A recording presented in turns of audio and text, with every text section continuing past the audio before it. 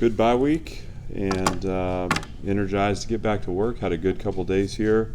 Excited to go down and play a night game in Ole Miss. Should be a great environment and playing against a good team. Obviously, their record reflects that. They're skilled on offense. They've played well at the quarterback position. I think their run game's creative. Obviously, their backs are really talented. Defensively, this has been a good group. They gave Auburn a tough time, and they're physical up front. They're long in the back end and athletic, and so again, much like many of the teams we play in our league, this is a good challenge for us. We've been energized coming out of the bye and glad to be back healthy, or at least relatively healthy. Just a couple of notes here. Gamarion Carter is going to be out indefinitely, and just dealing with something that's lower body injury that may keep him from participating for the rest of the season. Needs time to heal. Ezra McAllister is going to end up having season-ending surgery. That came up yesterday, so that's new.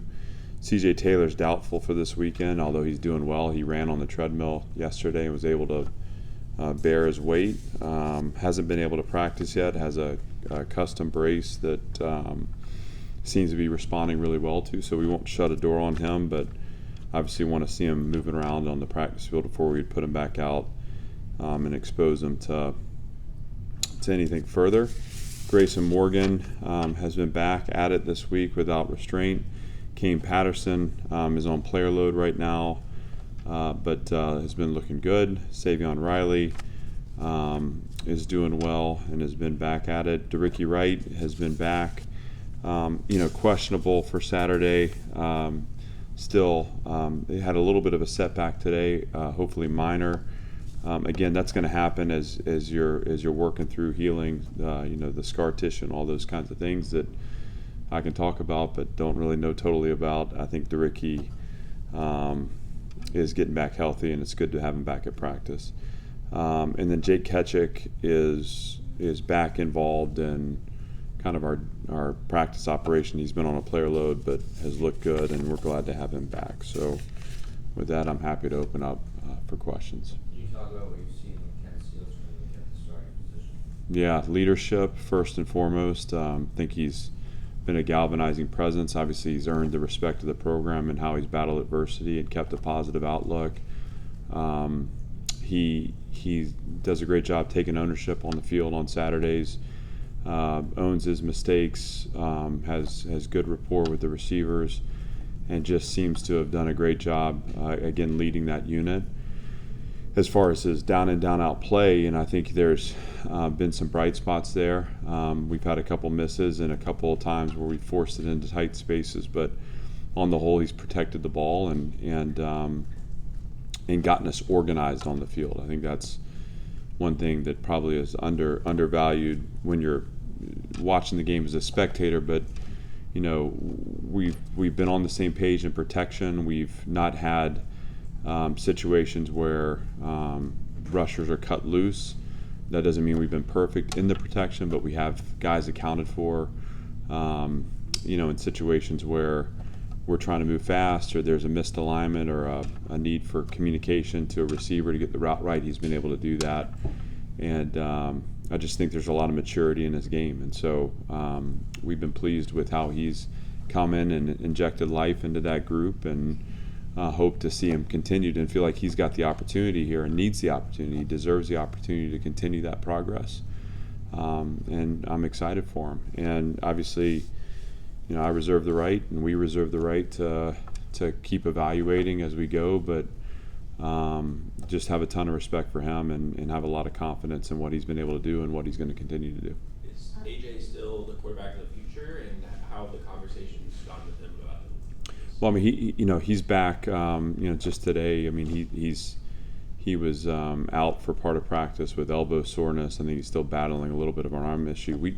AJ's an incredibly talented player. He's young in his career still, and we know his talent. Obviously, he wants to be the guy, as does everyone, right? So, I mean, it's not surprising that, he wants that job back. I felt like he really responded well in the last couple weeks in terms of that competition level. Obviously, the setback today with his elbow, but he's got all the tools he needs to be our number one. He's still refining his process, and I know he's a great competitor, and I know he's going to be going at it. And as far as the quarterback of the future, in this time of year, we kind of survive or live week to week. So, what we do know is we have, a very talented, capable player in Ken, and we've got an incredibly talented guy that's right there in AJ that's been the starter, that's earned it at times, that certainly we think can be a guy that takes this program to great heights. But right now Ken's the one that's putting us in the best position, so that's why we made the decision. A couple more injury questions. Martell Height and BJ Anderson, how are they doing? BJ, unfortunately, it's just a longer term issue, and it was really kind of a weird sequence of events that started in the UNLV week with really what became a viral illness that kept him out of that one. And then when he came back the next week, on the first day of practice back, he felt a pull in his groin area that upon further evaluation was a more significant injury. And so I'm hoping that we get him back before the end of the season. There's no guarantees there. And so he right now is on the shelf. He's not been out at practice taking reps.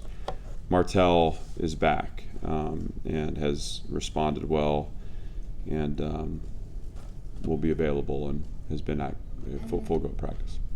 And then with 4 games left in the season, Prince Colley, Stevenson, Eniola, some of those guys, are they close to returning and playing? Steven, yes. Prince has had a couple other setbacks, but Steven's been folded into the 2 deep in special teams. He's got to get his conditioning level up, and it's getting back on the bike for him. But would love to see him. And then obviously we have opportunities also to hopefully get a look at some freshmen too, and knowing that we have the 4 games now and the red shirts protected. But AJ Newberry's a guy that we're interested in seeing at some point here in the final stretch. When and where that shows up is just a matter of the opportunity we have to get him out there. What are the conversations like between the staff and the team about some of those redshirt guys that you're looking to get some time in these last 4 games? It's all geared towards winning, so we don't ever compromise that goal. But we believe that we have some guys that can impact winning for us, and we won't put someone on the field unless they're A, ready, and B, have the confidence of their teammates to point us in the right direction. But for example, with a guy like AJ, we've seen it all year. He's got a skill set. He's a talented running back. He's got speed, quickness, and I think the ultimate question is he ready to be in there with pass protection, with all the other things that are involved in that position. If so, then we're going to try to get him out there and get him some run here. If not, we're gonna protect the team and keep everything geared towards working to achieve the outcomes we want. Where do you think you can gain an advantage in the bye week? Obviously, getting healthy would be one, but in terms of self-scouting and things like that, where maybe you don't have time to breathe during the season, what does that give you having 2 weeks to do that? A lot of time on our season corrections, and we take time every Monday to go back through the prior game, but there's just patterns that are showing up formationally. Again, I'm talking from a defense perspective. Formationally, certain plays that teams are using to attack our structure, so drawing awareness to those and practicing how we again, I've said this much, but take spaces earlier, where our eyes need to be, how we're leveraging those formations to help limit those kind of 8 to 10 yard gains that just keep teams efficient on first and second down. We spend a lot of time defensively in our man-to-man calls, particularly in the red zone area, where I feel like we've underperformed there, and those are things that need to be taught better, they need to be learned better, and they need to be trained better. So we took time on that. Offensively, it's about building out some of those package plays and creative formations that can give us matchups that we like. Again, trying to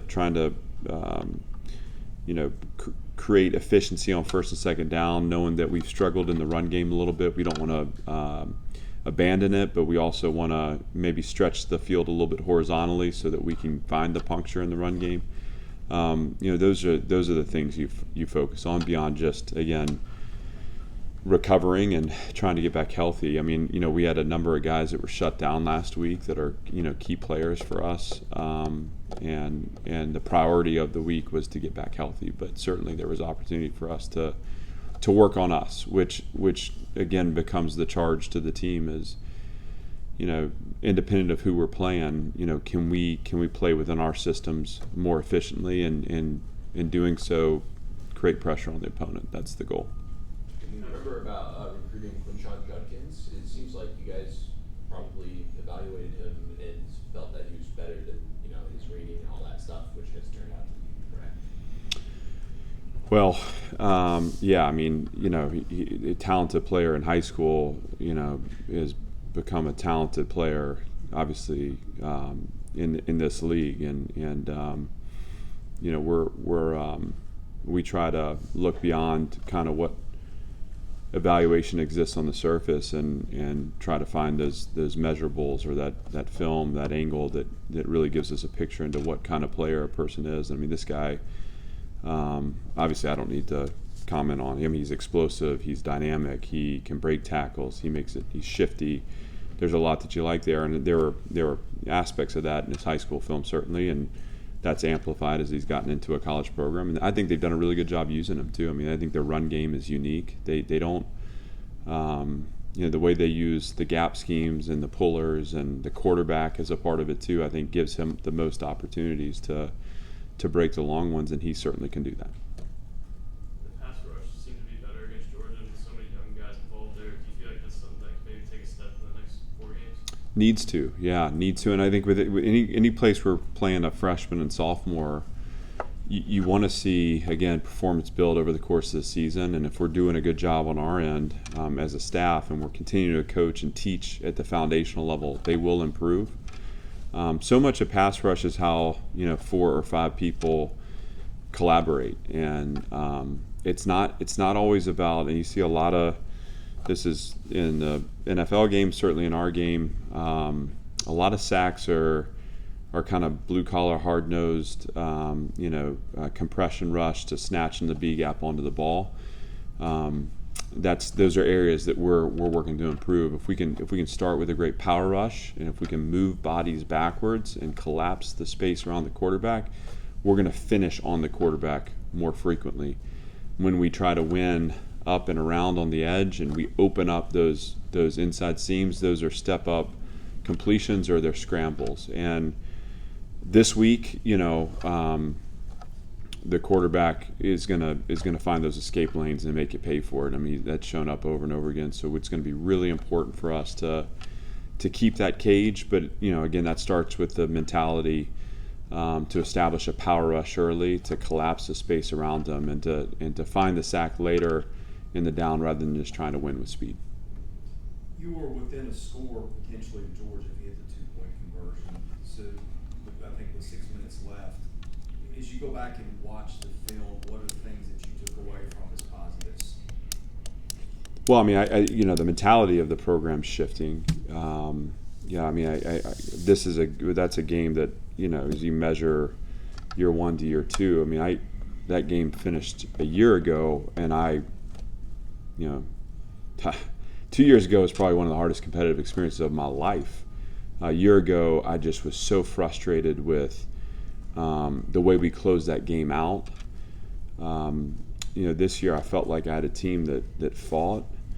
We still got to play better, and so it's just. I feel like sometimes the messages become so repetitive in here with the team with respect to finding those margins to win. We have to play a game that's closer to perfect when you're playing the number 1 team in the country. And you look at the sequence before half, man, is that frustrating. And I look at it first from my vantage point in terms of the strategic approach, where we were playing aggressively there, and they weren't taking timeouts. Could have been an opportunity for us to get into the half without incurring further damage. As it were, we throw the interception and they have their return possession. And then, I think at the end of the game they're just really disappointed in the way we finished defensively in terms of just structure around the run game. That's something I think we've done well. And I just feel like in the last couple of games, I just feel like we've taken on a little too much water with the opponent running the ball. And that's frustrating. So again, things that we control that we can do better, but certainly I think the mentality internally is shifting. I feel a group that's out there to compete to win, and now we got to take that attitude and channel it through, again, a strategy and an understanding of what it takes to win.